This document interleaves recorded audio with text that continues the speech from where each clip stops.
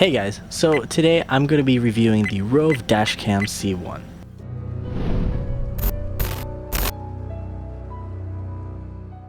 So jumping straight in, everything comes in this cute little box. Taking off the cover, the first thing you see is the dash cam itself.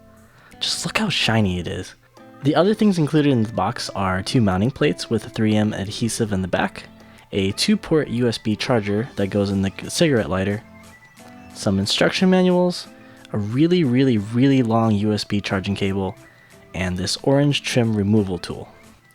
The only thing that doesn't come with this though is a micro SD card, but that's okay, because I would have went out and bought this 32 gig SanDisk micro SD card either way. The reason for that is because I've got a whole bunch of SanDisk cards that I already use for my cameras and stuff. So, you know, I feel wrong using something else. That's just me. Anyways, moving on, the dash cam is pretty straightforward. On the front, you've got a nice 2.4-inch display, which is handy for seeing where you want to mount the dash cam. It's also nice knowing what's going to be in the frame instead of just hoping you got something on camera. And on top, you've got the slot for the micro SD card. On the right, you have the USB port for charging and the reset button. And on the left side is the on/off button. The camera itself is nice. I like the fact that it's adjustable, so you can move it, up and down. And the aperture opens up all the way up to f1.8. Now, the menu layout and buttons are simple and easy to understand. Navigating through the menu only takes a couple minutes to set up initially. A few things I'd like to highlight. First, you can change the intervals in which the camera starts a new recording from 1, 3, 5, and 10 minutes. I set mine to 10, so once the file hits 10 minutes, it'll start recording to a new file. That way I'll have less files to look through if I needed something. Next, there's an option to turn on the Wi-Fi on the camera, so you can connect to it with your smartphone using the Roav Dash Cam app from the Apple Store or Google Play. With the app, you're able to view any recordings on the SD card along with downloading them to your phone. And all these settings I'm telling you about can be changed from the app itself. And the last thing I want to mention, on the second page there's an option to turn off or on the watermarks that appear on the video, which is pretty cool if you want less clutter on your screen during playback. As far as installation, mounting, and wiring the camera, it was super simple. First, I took one of the mounting plates and attached it to the camera, then mocked up where I wanted to place it. Once I figured out where I wanted it to be, I took off the backing to the adhesive and stuck it onto the glass. Also, don't forget to clean the area where you're going to be placing the dash cam.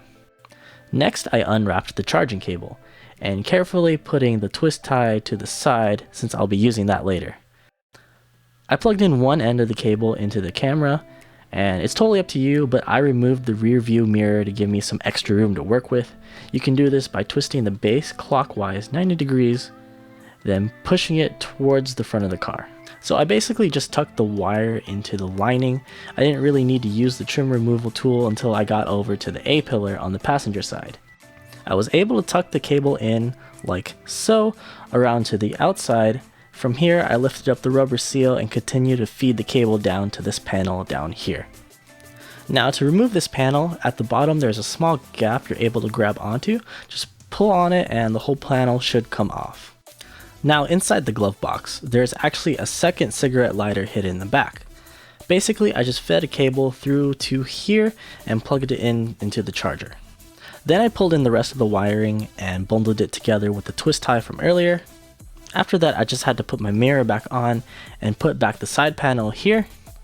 And that's basically it for installation. Now there's a little bit of cable showing right here, but I'm honestly not too worried about it.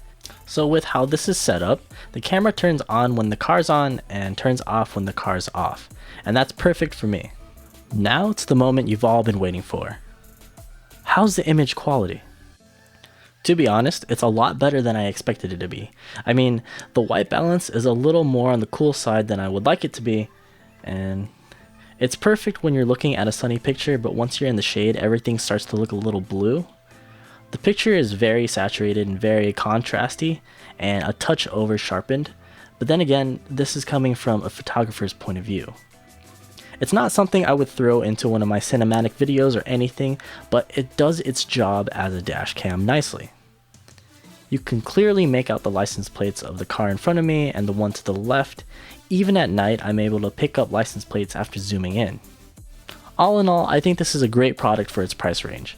I like the styling, it's simple and clean. It's not something I would shoot a movie or short film with, but hey, that's why I have other cameras, right?